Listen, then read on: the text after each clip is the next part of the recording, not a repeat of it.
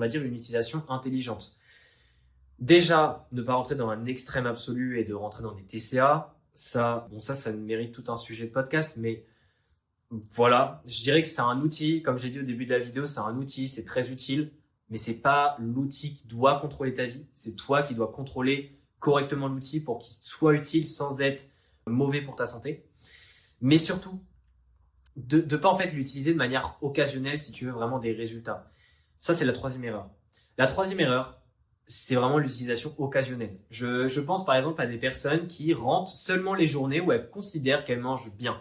C'est-à-dire qu'au début de la journée, elles se disent « Ok, aujourd'hui, je mange bien. » Et si un autre jour, il y a, je sais pas, bon, une journée soi-disant qui dérape et qui n'est pas saine, eh bien du coup, la personne ne la rentre pas parce qu'elle se dit « Bah non, ça sert à rien de rentrer ça. » Le problème, c'est que si après, tu veux des données qui sont fiables à la semaine pour voir comment ton poids progresse, pourquoi est-ce que ton poids il stagne, est-ce que ça veut dire qu'à la semaine, tes calories étaient trop hautes, etc., tu pourras jamais faire le point. Tu pourras jamais savoir parce que il y a que les journées propres et donc les journées où potentiellement tu atteins ton objectif de calories, etc., que tu verras sur ton application. Mais toutes les journées qui seront fausses, certes, si t'as pas rentré dans l'application, tu te doutes probablement que c'est parce que t'as pas atteint l'objectif, mais t'as pas de nombre. T'as pas de nombre, en fait, qui te permettent de savoir à quel point t'étais à côté de l'objectif ou au final, si t'étais pas très loin de l'objectif.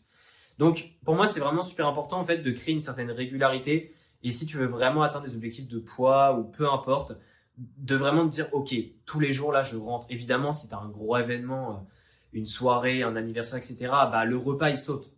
Mais garde au moins le réflexe d'ajouter les repas quand t'es chez toi, quand tu peux les rentrer. Même s'il y a quelques trous dans tes journées, ça te permet quand même d'avoir une moyenne qui est beaucoup plus fiable à la semaine et de pouvoir faire de meilleurs bilans, en fait, soit avec toi-même ou soit avec ton diététicien. Mais voilà, ça, c'était vraiment la troisième erreur super importante.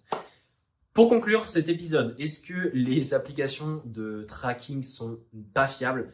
Pour moi, la réponse, c'est elles sont fiables, en fait. Certes, je t'ai dit par rapport à MyFitnessPal qu'il y avait 3 valeurs qui n'étaient pas fiables. OK. Mais en fait, si tu compares ces marges d'erreur sur ces 3 valeurs-là par rapport aux marges d'erreur possibles à faire vis-à-vis de ta propre utilisation, le fait d'oublier des aliments, le fait de mal estimer les portions, ou le fait juste d'utiliser l'application que quand ça t'arrange, eh bien en fait c'est ridicule les marges d'erreur des données en tant que telles des aliments. Donc pour moi c'est pas que ces applications sont pas fiables, pour moi ce qui n'est pas fiable c'est surtout la façon dont tu l'utilises. Je dirais que faut vraiment prendre le temps en fait de bien prendre en main ces applications-là, de bien prendre en compte les 3 facteurs notamment que je t'ai discuté pour éviter que ça arrive